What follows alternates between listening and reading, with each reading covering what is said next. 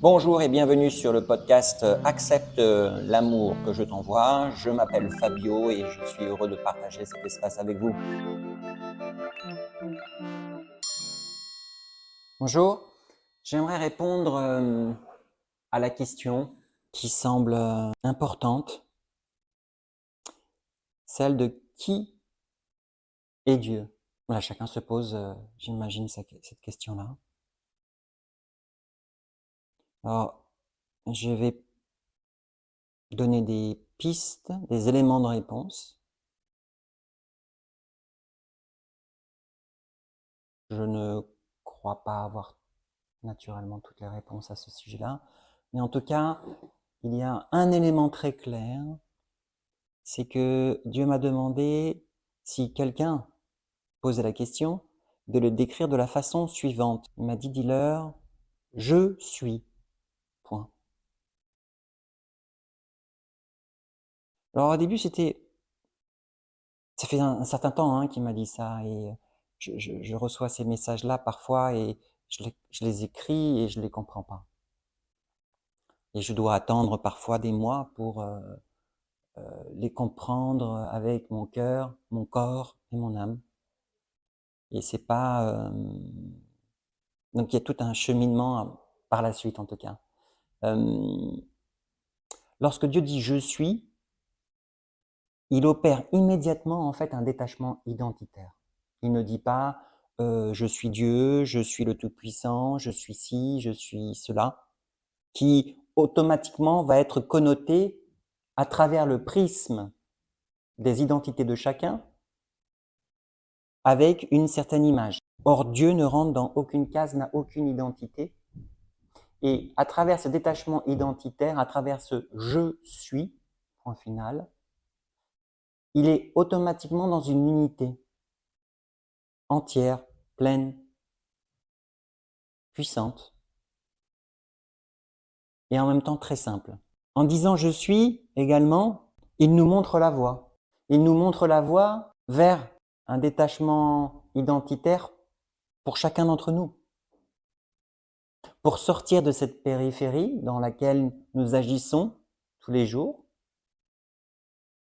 et revenir vers ce centre, vers ce cœur, vers ce patrimoine sacré. Pour lâcher tous ces pixels, car le patrimoine sacré de l'humanité, Dieu, le cœur, notre âme, n'admet aucun de ces pixels, aucune de ces identités-là. Elles ne sont pas en fait autorisées à rentrer dans cet espace qui est sacré. Le sacré n'a pas d'identité, ne peut prendre aucune forme à ce moment-là. Donc il nous montre ainsi la voie. Ce détachement identitaire va, je l'ai expliqué lors d'autres podcasts, nous permet de nous élever, nous permet de sortir de la fatalité des conflits, des guerres, nous permet de communier dans ce patrimoine sacré de l'humanité. J'aimerais également donner un autre élément de réponse qui est ce « je suis », c'est aussi un « nous sommes ».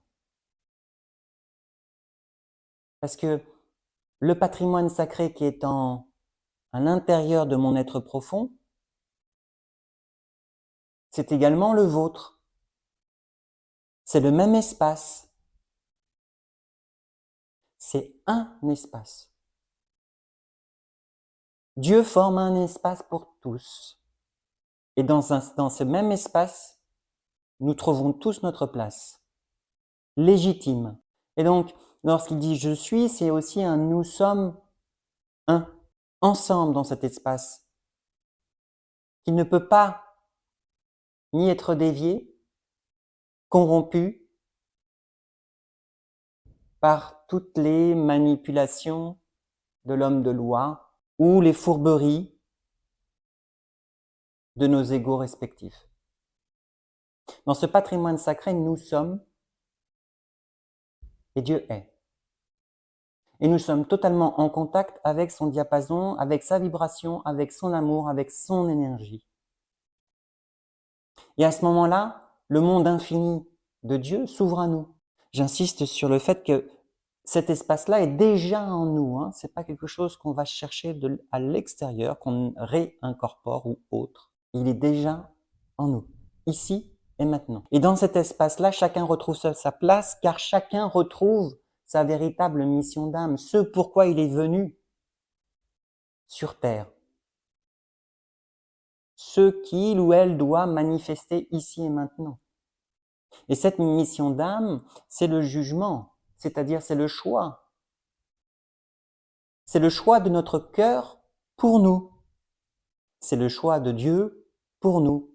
Et c'est dans cet espace-là, dans ce je suis, dans ce nous sommes, que nous pouvons reconnecter à cette fonction. Si je peux l'appeler fonction entre guillemets, naturellement. Parce que c'est quelque chose de très très profond. Ça n'a pas de valeur. Comme notre prisme identitaire pourrait le penser. Ça va au-delà de tout ça. Ça dépasse tout ça. Et dans ce contact avec cet espace sacré, donc, on retrouve ce pourquoi nous sommes venus sur Terre. Et donc, on peut agir en accord avec le plan divin, en accord avec la justice divine, pour le plus haut bien de tous. Pas pour le bien d'un individu, mais bien pour le plus haut bien de tous. Puisque tous, ensemble, nous sommes un dans cet espace. Avec Dieu, avec les archanges, avec tous les êtres de lumière qui constituent cette sphère. Dans le monde invisible, mais également, et c'est ça que je veux transmettre, ici sur Terre, à travers notre âme, à travers notre cœur. Nous faisons également partie de cet espace sacré. Et ici sur Terre, nous manifestons à travers notre âme et sa mission, nous manifestons la volonté, la justice divine. Ce n'est pas quelque chose qui appartient uniquement au ciel. Comprenez-moi. C'est quelque chose de bien réel ici et maintenant pour chacun d'entre nous. Donc, Dieu opère en disant « je suis » un détachement identitaire. Il nous montre également la voie. Et il nous dit, avec ce « je suis », que nous sommes un, tous ensemble, et que son espace à lui, c'est le nôtre, c'est notre espace commun, c'est le patrimoine sacré et commun de toute l'humanité, et c'est à nous de le protéger. C'est à nous de le protéger en le nourrissant à nouveau. Parce que ce patrimoine sacré de l'humanité, on l'a laissé dépérir au profit de ses identités extérieures, au profit de ces hommes de loi extérieurs, au profit de ces guerres, de ces conflits, de ces divisions, de ces ruptures, de ce chaos qui règne tous les jours à travers le prisme de l'identité extérieure. Donc en nourrissant à nouveau ce patrimoine sacré, cet espace inviolable, cet espace où les étincelles de joie communient entre elles, nous sommes un. Nous sommes lui. Et lui et nous.